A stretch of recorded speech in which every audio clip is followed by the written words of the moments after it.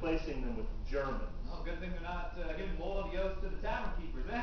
Oh, we'd be drinking German beer. The German beer I'll tolerate. It's just the Germans who come with it. I like a good Scottish whiskey myself. It's like they're taking over. First they get their German king, then all the others worm their way in. And then they accuse us of being traitors. Who's accusing us of being traitors? Well, they would if they knew what was in our hearts. But they don't. Now do they? Ah, right. James raises his hand in a mock toast. To the king. The true king.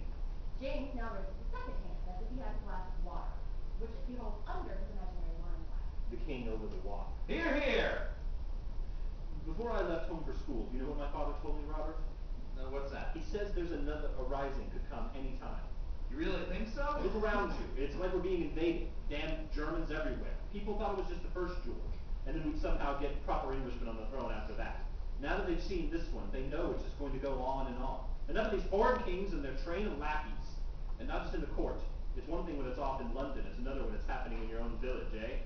People won't stand for it much longer, if you ask me. I still can't believe they'd sack Dumbarton, though. Think better of the old fool now, do you? Well, I never heard him say a thing one way or the other. Not about that, anyway. They've got spies. Who knows what the old fellow let slip? All I know is they told him you can't teach a king's college if you're not loyal to the king, the German usurper king. Well, I don't see what that has to do with natural philosophy, though. It's all the same no matter who's teaching it. Hell, you could have a Frenchman teach it for all I care. They're worried, I tell you. That's what my father says. He says the Hanovers know how weak they are, so they're clamping down. But it's like a pot trying to boil. You can only keep the lid on for so long before it all boils over. Ah, now there's some natural philosophy for you. The temperature at which water boils. It's like a miniature rebellion in a way. My father and I have worked out a code, just in case any of his letters get intercepted. A code, huh? The minute I hear one of the stewards has set foot of land, you won't find me in this hellhole anymore, I can assure you of that. He's been promised a lordship if he takes the field. We're just waiting for the word that the game is on.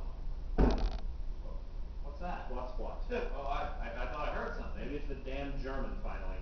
Percy and Excuse me, is this natural philosophy? No, it's a secret cabal of conspirators plotting to overthrow the crown.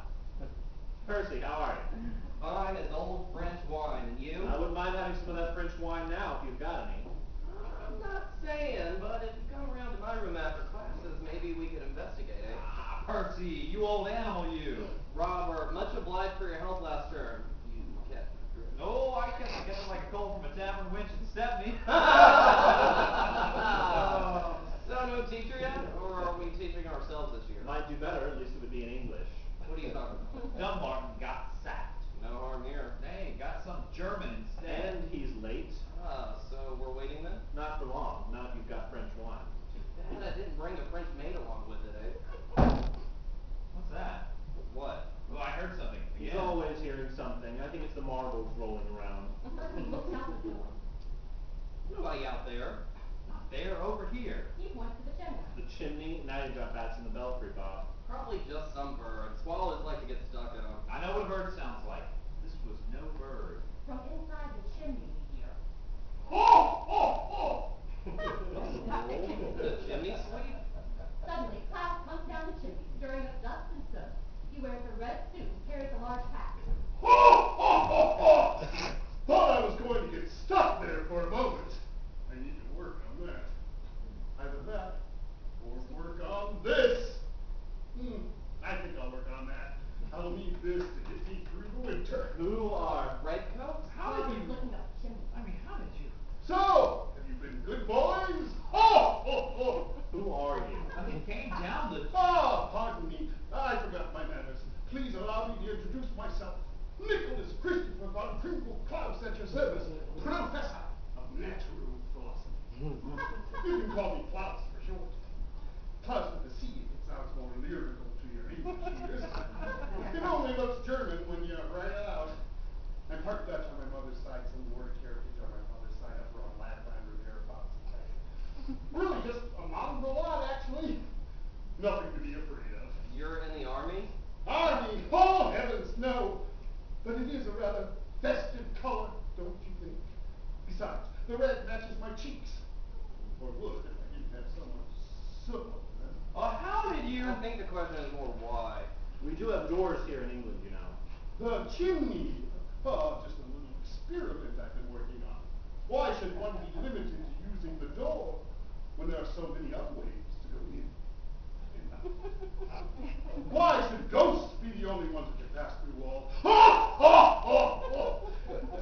Still working on that one. Until then, the chimney will have to work this time. Besides, nothing like a dramatic entrance to get the attention of the young scholars, eh? So, have you lads been nice boys, or have you been naughty boys? What are you talking about? Naughty. Most decidedly naughty. Here's a little something for each of you. Klaus reaches into his pack and hands James and Robert small toys.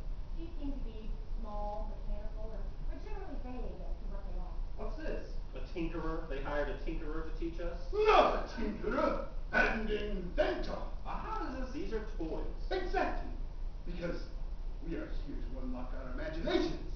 And who has more imagination than a child? So where's mine? Ah, sorry. Here you go, lad. Klaus hands Percy a lump of coal. A lump of coal? You said you were naughty. That's what naughty boys get. Klaus claps his hand and takes his position in front of the classroom. So, shall we begin?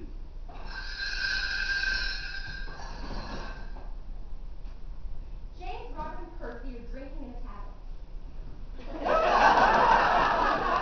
Percy is the most drunk of the three. Robert is fascinated by the boy he's given. He's mad, absolutely mad. Mad as a hatter. I mean, no disrespect to the hatters of the world. Dunbar was a fool, but this Klaus fellow is straight from the loony bin. Can you believe he actually came down the chimney? Klaus. We should call him Klaus. Klaus, it doesn't matter. He's still German. He did have a German accent. So he speaks better English than the king, then. Quite an accomplishment, that. Well, at least this one can speak some. They say the last one couldn't speak any. What are you doing? I'm not sure. Spoken like a true Englishman. Put that thing away. We're here to drink. Let him trifle with it, James. Means more for us. I'm trying to figure out how this thing works. It's a stupid toy. It's not supposed to work. It's got to do something. Yes, amuse small minds like yours. Do you believe the old Tubbleart gave me a cold? At least that will be more useful come winter. I wonder how he made this. Probably nicked it off some gypsies. Now put that thing away. Just trying to see how it's put together. I'll show you how it's put together. James drunkenly smashes it with his stick. There. Now put it together. Hey, what did you do that for? Getting on my nerves. That was mine. And look, now you've got more pieces of it. It's magic. How would you like it if I smashed something of yours? Stop your crying. Maybe Claus will make you another one. That's not the point. Fine, take this one. I don't want it. James takes his toy out of his pocket and hands it to Robert. Klaus enters the tavern. Oh, there he is. It is magic. Well, at least he didn't come down the chimney this time. Ah, so how are my little elves? Studying hard. Hard whiskey, does that count? So, what did you come for? German beer? I don't need that kind of cheer. But I do need a favor. If you boys could see your way to help me. What kind of favor? I seem to have gotten in a spot of trouble with my landlady, I'm afraid. Welcome to the club. I need some help patching the roof. If any of you fellows are handy in that kind of way. We're not laborers. You might want to try down at the Commons. Usually some layabouts down there. Well, what happened to the roof? Nasty hole. Caved right in. No, well, live and learn. Especially the learning part, eh? So, why did the roof cave in? Didn't know a thatch roof wasn't sturdy enough for a full-grown horse. Now I know. What are you going on about? You'll probably hear stories. Fairy tales mostly. Small kernel of truth, though. Shame about the horse. But it was all going so well up till then. Oh well, best to be off. Looks like a storm might be blowing up. Need to get the roof patched by then. Klaus exits. James, Robert, and Percy stare in wonderment. This way. They then all take another drink and then exit.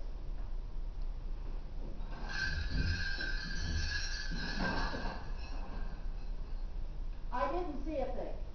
I was just in the kitchen fixing some turnip and radish stew for my lodgers. Maybe something a little sweet on the side. I always like to give them a little something sweet, otherwise they say my cooking's so poor they won't come back. Anyway, I was in the kitchen, working over the pot when I heard this crash. Well, it wasn't so much of a crash as it was more of a crack, then a whoosh. Like something was cracking and giving way.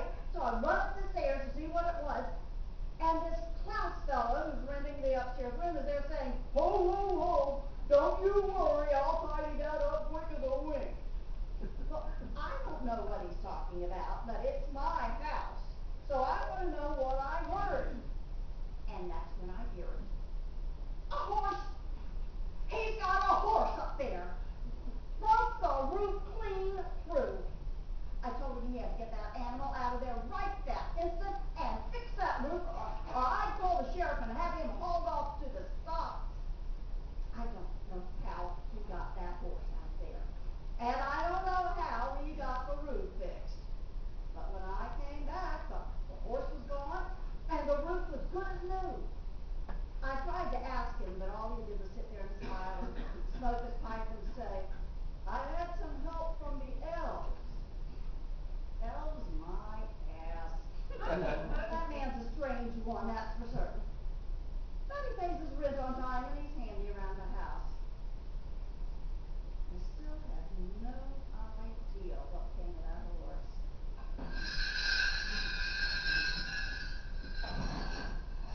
In the classroom. I dare you to light a fire in the fireplace.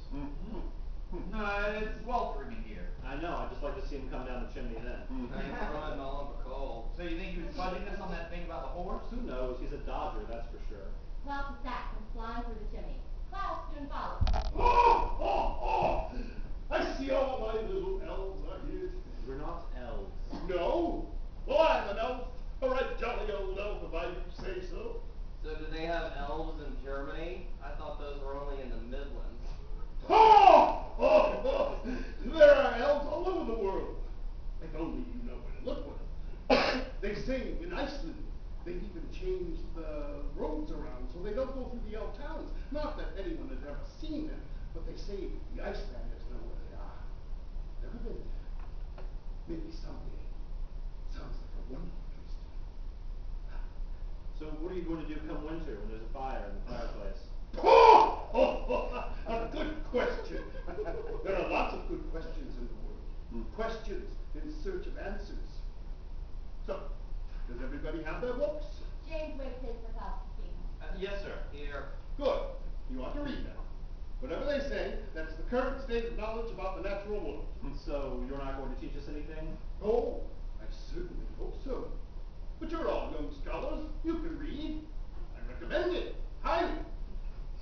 But what I'm going to teach you is not what's in there. It's what's in here. Your imagination. That's the most precious thing you possess. For all this talk of explorations and discovery around the world, your imagination is the most undiscovered country of all. So, where shall we begin? What would you like to learn? What would you like to know? Come on! You must have questions about something. Anything. We'll learn together. No question is too preposterous. Chemical, biological, astronomical. They're all part of the same thing anyway. We just haven't figured out how they all connect together in the grand constellation of design. That's where the philosophy part of natural philosophy comes in. Shall we talk about how many stars there are twinkling in the night sky? Oh, why children laugh at us being. Oh, why time seems to move more slowly when you're waiting on something than when you're not. Oh, why time only seems to move in one direction. You say rivers only flow in one direction, yet even the smallest brook eventually flows into the ocean. And the ocean has tides that surge back and forth at regular intervals. So why doesn't time have tides as well? Why couldn't you ride the swell forward in time and then back again? Who can answer me that? All right, here's one for you.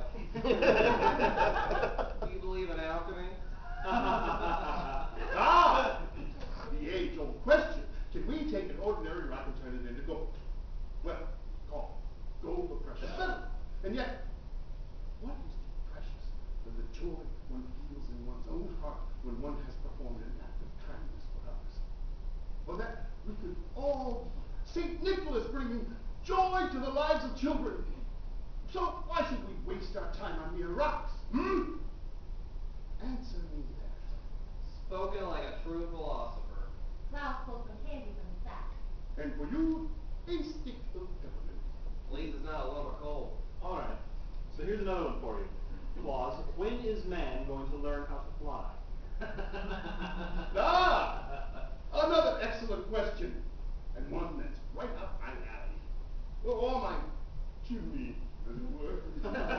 Why are you laughing? Man has wanted to learn how to fly since the time of Icarus. He tried to make wings out of flax and feathers. He wanted to be a bird. We know how that turned out, don't we? So what can be learned? Man's not meant to fly.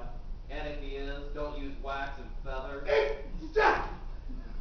But does that mean we should give up the dream of flight? Odin flew, and he didn't use wax and feathers.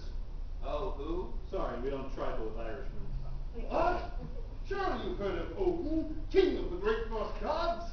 Each winter, Odin leads a hunting party across the sky. Do you know what Odin rides on? It's not a bird. It's a horse. An 8-legged horse. Ah, what I wouldn't give to Odin, galloping from one horizon to the next. Imagine the laws of Newton repealed, unbound from all earthly constraints, freer than even the birds must flap their wings. Ah, now that's what must be left to God.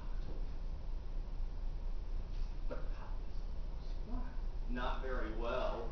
And yet there he is, driving across the heavens. How does he do it? Is this mythology or natural philosophy? Many parts of natural philosophy were once considered myths. So who's to say what one begins and the other ends? He will be here, my little elves. Not elves. When a bird flaps its wings, what does it do? Flying? It's doing something to disturb the air around it. We don't know exactly what or how, but somehow the bird is creating some currents that push it aloft. So what would happen if we could create those same currents around a man, or a horse, or why wouldn't it fly? Just because we don't see something doesn't mean it's not there. Is it magic? Is it a myth? Or is it some marvelous discovery that hasn't been made yet? So is that how you got that horse on top of your roof? Ah, the horse. Let's not talk about the horse. Any other questions?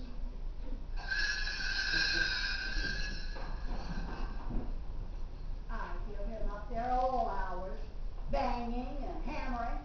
Don't know what all he's doing. Building something, that's for sure. Worse than living under a carpenter's shop. But an old woman's gotta make the ends meet somehow, so room and board it is. Beggars can't be choosers, they say. Says he's a teacher. I tell her that upstairs room gets drafty in the winter. Says he doesn't mind. Says he could live at the North Pole if he had to. You know where I found my rent money one time? In one of my stockings I'd hung up by the fireplace to dry. Innocent. Rather cheeky, if you ask me. Says that's how they do it over on the continent. I don't know. Never been any further than North Finchley myself. One day, when he's off to school, I go in and have a look around. Just a peek. After all, it's my house. Tell you the truth, I don't know what I saw. Looked like toys, I suppose, but not like any kind of toy I've seen around here. Guess they do things different where he comes from. Must have grandchildren he's into too. And papers, papers everywhere. I looked at some of them. Couldn't understand a word of it. Because it weren't words on them at all. It was mathematics. In the office of the headmaster. The headmaster, stern and dour, staring out the window. Mrs. Grimsley standing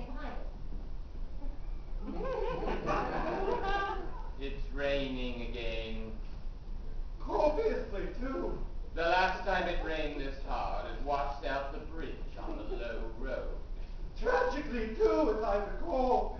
They say that traveling fishmonger who is in the market square washed all the way out to sea. I suppose that would be ironical too, would it not? That bridge had stood for a generation, they say, and in an instant it was gone. Now there's no trace it even existed, and there's a new bridge in its place. Yes, sir. I walked over it myself just yesterday. Both ways, in fact, it's a very good bridge. Well constructed. So, how much rain do you think it will take, Grinchley, to wash away the stain of treason? I beg your pardon, sir.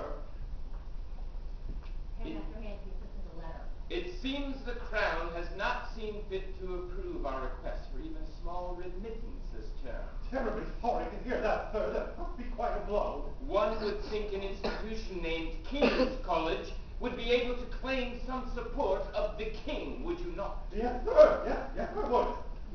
Did they give a reason, sir? The Crown does not have to give reasons. The Crown is the Crown. Very true, sir. Very true. I have my suspicions, though. Yes, sir. I'd be happy to entertain your suspicions if you care to unburden yourself, sir. You know I'm here to help, sir.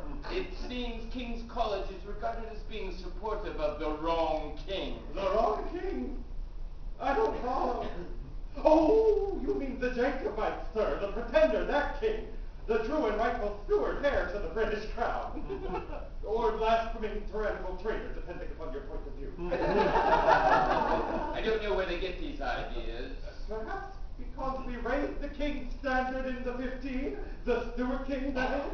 Or maybe because... Enough! Yes, sir. I know very well the history of this college. We backed the Cavaliers against Cromwell in the Civil War, the Puritans against the Restoration, the Stuarts against the House of Orange in 1688, damn it! Grinchley, we've been on the losing side of every important battle in this country Since Richard III against Henry Tudor at Bosworthfield? Actually, I think we were with the Yorkists there, too. The Battle of Hastings, did we get that one right? No, we haven't tried to get on the right side for a change. I sacked Dumbarton, and the only thing wrong with him was he was Scottish. He was a bit pedantic, sir. Droned on, they say.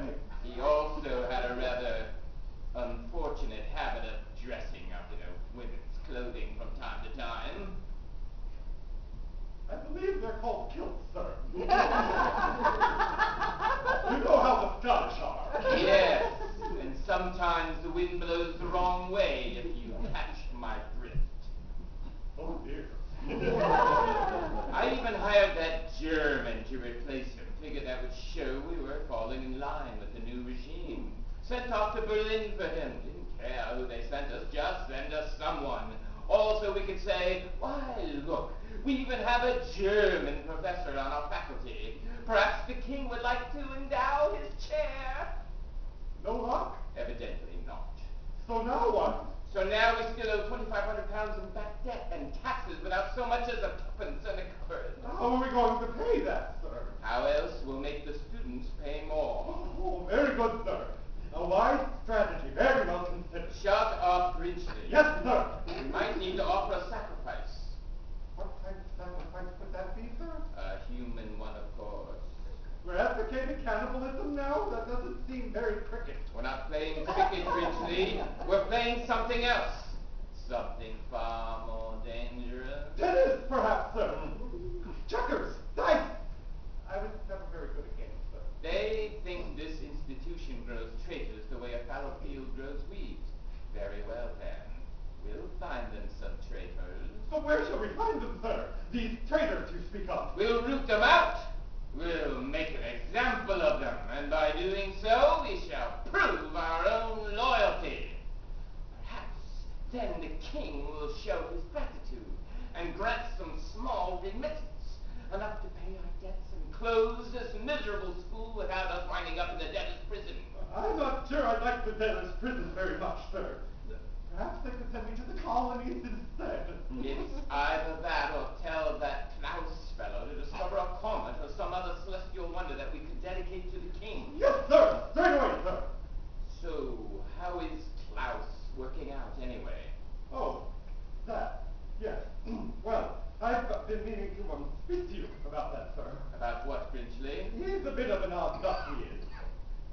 more of an odd goat, to be more accurate.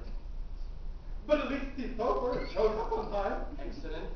Perhaps he can take over religion as well, then. I had to sack Rowan. Rowan? But why, sir? Caught him nicking the change from the collection plate in the chapel on Sunday mornings. Oh.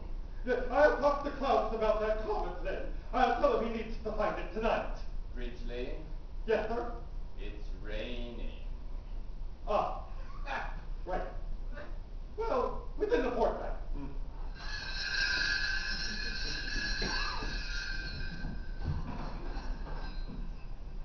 Outside the house, Klaus has a herd of goats. Goats? Goats. Goats? Unhappy though I live in a boarding house here, Klaus, not a farmyard. Ah, goats are a noble and ancient species, quite underappreciated. And unlike other animals, they aren't afraid of heights. In fact, they rather seem to like them. Klaus looks up. The landlady's eyes follow. Right, nimble creatures, aren't they? But how did... They say Thor used to drive a chariot that was pulled by goats. Can you just imagine a chariot of goats driving across the sky? No. No, I cannot. What a sight that must have been. They say Thor only had two, but I reckon I'd need about 2 dozen to pull my weight plus my carriage, of course. I bet goats could pull a sleigh pretty well in the snow if you had enough. Imagine if the bells hung. Quite a little chorus you'd have jingling all the way home. A bell. On a goat. In Scandinavia, they celebrate Christmas with a goat. Yule goat. Of course, they eat it. I see. Yes. Someday, maybe I'll retire to the north and I'll have a whole tribe of goats pull my sleigh. I think that's what I'd like. Is that so? Well, I tell you what I'd like, Klaus. Well, what's that? I'd like to see that goat down from that roof right this instant. Why, it seems perfectly at home. It's eating the roof. Well, there is that. I'm warning you, Klaus. When I come back out, I want that goat down. And all those others gone. And if they're not, well, it's goat's head soup for the next month. Oh! And where are you going, man, if I might ask? I'll be inside making cookies. Cookies, eh? I like cookies. You can pay for them just like everybody else. An old maid's got to find some way to make a living. Perhaps with a little milk. I could sell you some milk. Goats, will I? Worth a shot. Ah, right. Boys and girls, time to go. She was just kidding about the silver. Get it?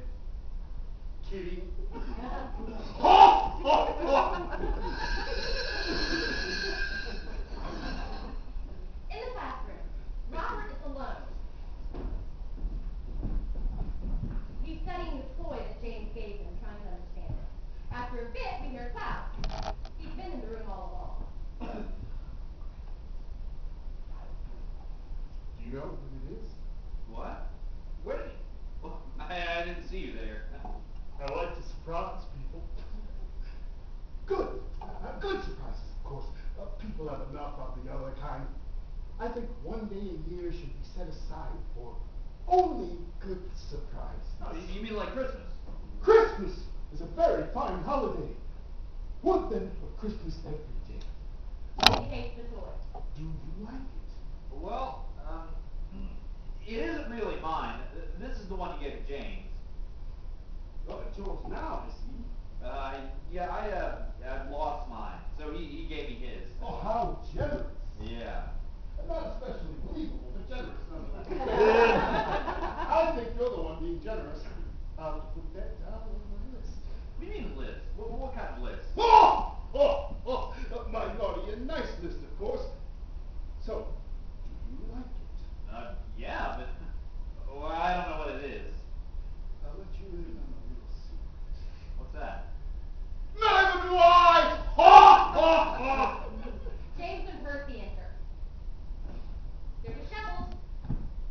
possibly not know. Well, well, well, what do we have here? Oh. Top of the morning to you, Air Klaus. It is morning, isn't it? Oh, oh, oh. I know when you're sleeping and I know when you're awake. And I think right now you're more one than the other. We were up Am I late. right? We were up late, looking at stars. We got lost, and that was the only way we could find our way home. Except they were spinning all around and around. If you lived at the North Pole, all you'd have to do would be to look straight up. So, I have something for each of you. Klaus reaches into his sack and pulls out 3 oranges and hands one to each student. What's this? It's an orange. See the color? Oh, thank you, but where did you get an orange? These are expensive. Then I shall content myself with this apple. Klaus pulls an apple from his sack. What are these for? Very good for hangovers. How did you? Whoa. So did you know? Ho, ho, ho. I like to stay up late sometimes myself, but only milk and cookies for me. Well, maybe a little eggnog now and then. But we won't talk about that. We'll talk about this. He holds up his apple. So, it's said that Newton discovered the law of gravity when an apple fell on his head. Ouch. But, what if an orange had fallen on his head instead? Might have hurt less. It's softer. Who knows what thoughts might have come into Newton's head then? That hurts.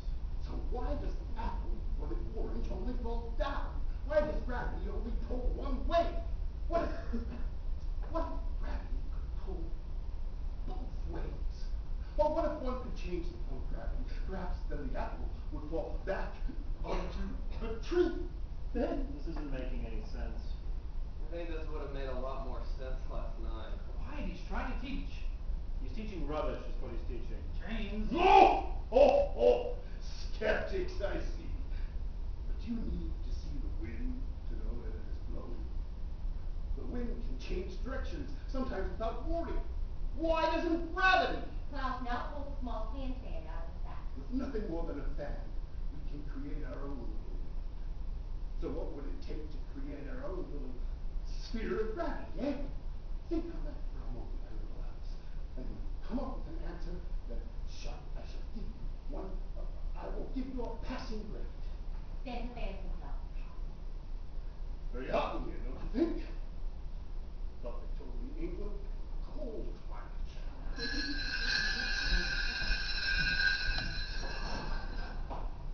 Mary, the landlady, is stirring up soup. She tastes it and finds it lacking. The cookies have just come out of the oven and sit off to the side. Knock on the door. Who is it? Knock on the door. Oh, hold your horses. Before she can get to the door, Richley enters.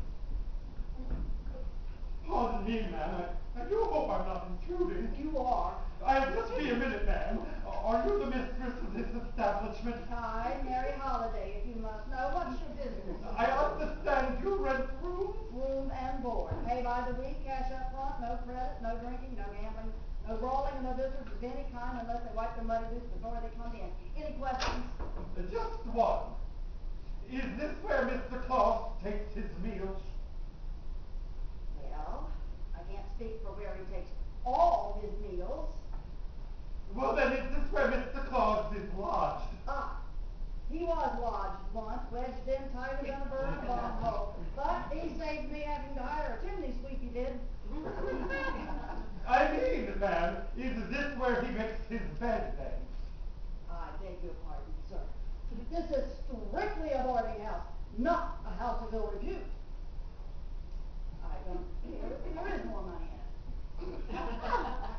I mean, ma'am, I was hoping to speak with Mr. Claus. He's not in trouble with the law, is he? If so, what kind? No, ma'am, not that I'm aware of. Allow me to introduce myself. I'm Horace Grinchley, the deputy headmaster at King's College. Actually, I'm more like the deputy to the headmaster. In truth, I'm his private secretary, his confidential secretary. Some would say errand boy. So, is Mr. Klaus at home? Or on the premises? Or anywhere about that I might just have a word with him? Well, now that you put it like that, no, he's not, and I don't know when he'll be back. Oh dear. I don't know where he goes off to. Sometimes I think he's up to his room, his workshop,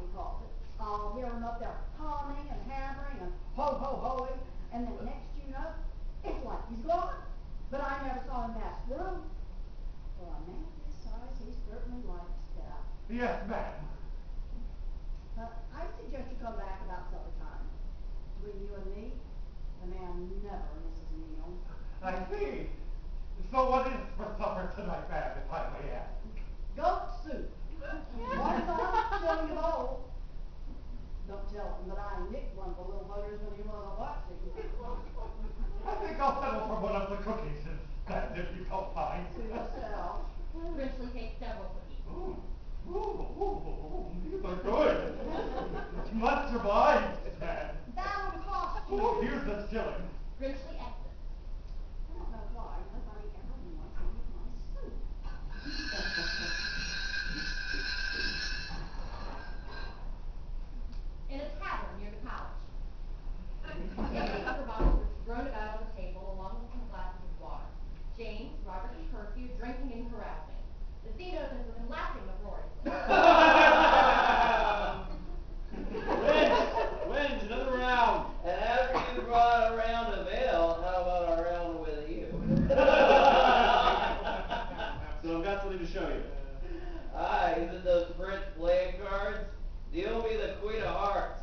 I'll take her face up or face down. No, it's a letter from my father.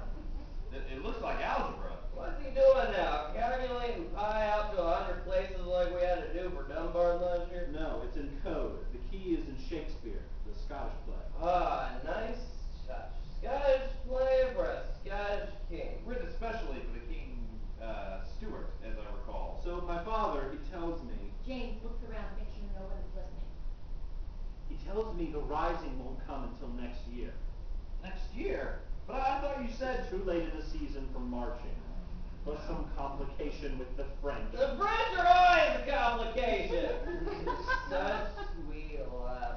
But he says keep the faith, that the winning will only make our cause stronger. Here! To the king. To the king! The king across the...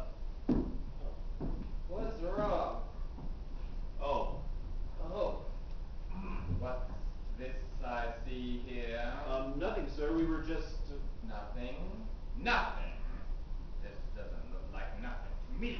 The headmaster picks up an empty bottle. Of course it is. See? There's nothing at all.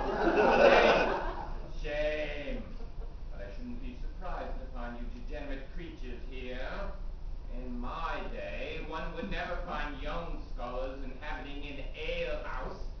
Do you know where we would be? The brothel. The library. The library was a brothel then. That improved the circulation if it still worked. Salute to Tony Lowell. If this institution didn't need your tuition so badly, do you know where you'd be? And don't answer that because I know otherwise you will. But you wouldn't be here, that's for certain. It'd be in some miserable den of thieves. Or better yet, a pigsty. Is there something you wanted with us, sir? There are lots of things I want from you and your lot, Anderson. Punctuality, studiousness, a modicum of respect for the common decency. Those would be things to be wished for. And if wishes were horses, we'd all ride for free. But since that's not the case, I have resigned myself to... The headmaster ties an empty water glass. What's this? Water, sir. Care for a drink? Water? Water? Now, why would you ruffians have water at your table? To quench our thirst, sir. See? Percy indicates all of the empty bottles on the table. It looks to me like you've had plenty to quench your thirst. Is there something wrong with drinking water, sir? Assuming you were actually drinking it, and not using it to perform some treasonous ritual to salve, however small, a speck of conscience you might still have. Oh, yes, sir. We were drinking it. See? Percy chugs a glass of water. I'm glad to see you've learned something during your time here at King's College. I'm sure that carnival trick will stand you in good stead for many years ahead. Now, let me teach you something else. Do you know why you shouldn't drink water, Mr. Lowell? No, sir. Why is that? Because it thins the blood. The headmaster takes the glass of water and throws it out, just as Bridgely enters. Bridgely gets splattered. Why, yes, I see exactly what you mean now. Bridgely, what are you doing there? Wiping off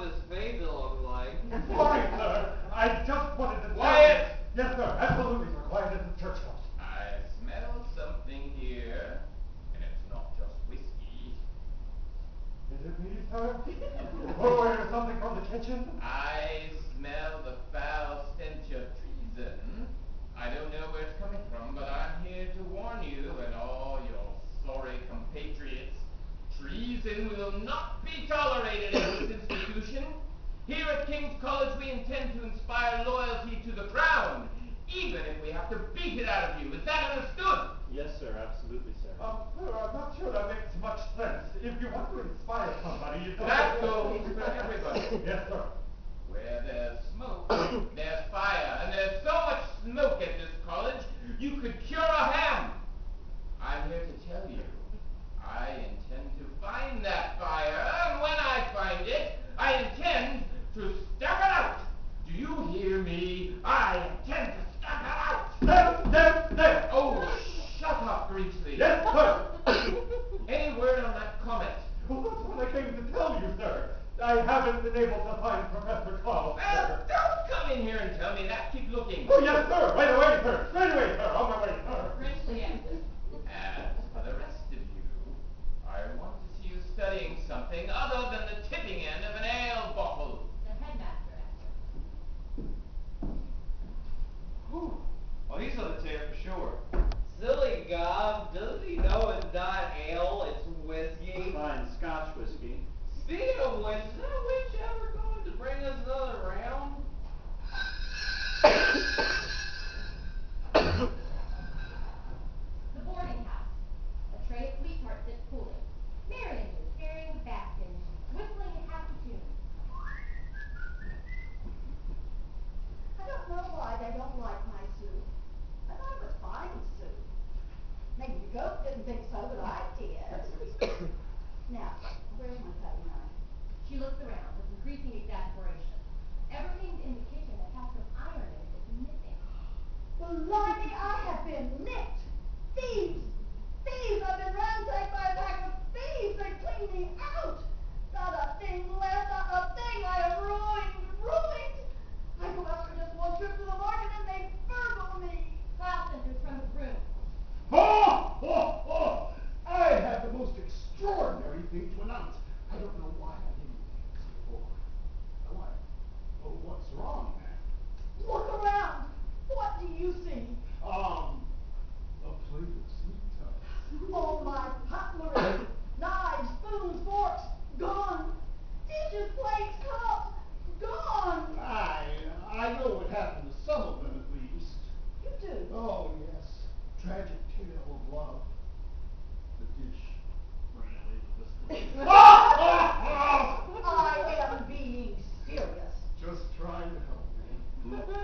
Oh, once I calculated how much thrust a cow would need to jump over the moon. Theoretically possible, if it had some means of propulsion. Must have made quite a racket, shoveling it all about. I don't know how you can be up there in that room of yours and not hear a... Marion looks up toward the room upstairs. All the utensils in question are stuck to the ceiling. Klaus looks up. Oh. Why is all my flatware stuck to the ceiling? Sorry, magnetism. It's just a little experiment. An experiment. How do you expect me to do any work around here? I want those down and in their place, or there's no supper for you or anyone else around here. Oh, don't worry, I'll get them down. Quite impressive, don't you think? I wonder what Sir Isaac said. Might have to write a fourth law of motion, eh? Or at least 3 3/4. I don't care. I don't know or care about any laws of motion. I'll call the regular law if I have to. Right, I'll get right on it. But come here. I want to show you something. I think you showed me quite enough already. Nah, this is the best yet. Over here, they're right out the window. Hey? Oh, no, not more animals. Oh, you like these? Close your eyes. I'm not closing my eyes around you. I've already been nicked once today. Here, I'll do it for you. Klaus covers her eyes. Hey, what are you doing? Klaus helps her to the window. Just a few more steps. There. Ready? He removes his hand. Surprise! What in the world? Oh, no, you haven't. I have! Oh, no, you can't. Not here. Why not? They're perhaps the perfect beast of burden, built for long journeys. They don't eat much, they don't drink much, so you don't have to worry as much about your roof if one gets up there. They're camels. They're even mentioned in the Bible. They spit. Only when they're angry. The camel spits at Mary. You've upset her. They're really quite sensitive souls. She didn't mean it, really. The camel spits in his soup. And that was spit in the soup. Might improve it, actually. Just imagine, instead of a camel caravan across the desert, a camel caravan across the sky! Oh, who am I fooling? Nobody likes my soup anyway. I like your soup. I like your soup. Here, have another sweetheart. Oh, why, thank you. Now, that's your supper. Now, get those things out of here. Ouch! You heard me, this is a boarding home, not a barn. But don't you see, I'm on the verge of a discovery that could revolutionize the world! I think we've had quite enough revolutions already. What if everything we knew about the material world was nothing more than a harmless fairy tale? What if we understood the world around us a little more than children? But what if somehow we could steal a peek into a completely different understanding of how the universe is constructed? What if we could tame the wild mathematics of that undiscovered country and turn its theorems into engineering? Somehow, everything would change. We could amend the law of gravity so that instead of pulling us down, it pushed us up. Why then, we could sail across the skies and park our carriages on our rooftops. Are you mad? Possibly. Maybe it's just everyone else who's mad and cannot see the possibilities. System, too heavy. Goats are too small. I need something strong enough to pull a carriage, or a wagon, or a sleigh, whatever you have, but light enough to stay aloft. Something that can pull together as a team. I think you're positively daft. You may as well go harness a wild deer as do any of those things you're prattling on about. Actually, in Lapland, they use reindeer to pull sleds. That's it! That's what? Reindeer! I can use reindeer. They're gentle, they're fleet of foot, children always like them. It's always important to keep children in mind. Let me do some rough calculations in my head. 2, 4, 6, 30, 40. Ah! Yes! 8 of them will do quite nicely.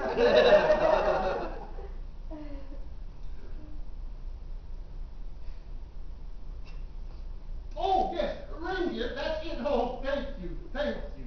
Klaus kisses Mary on the cheek. Now, all I have to do is find me some reindeer. Klaus heads upstairs.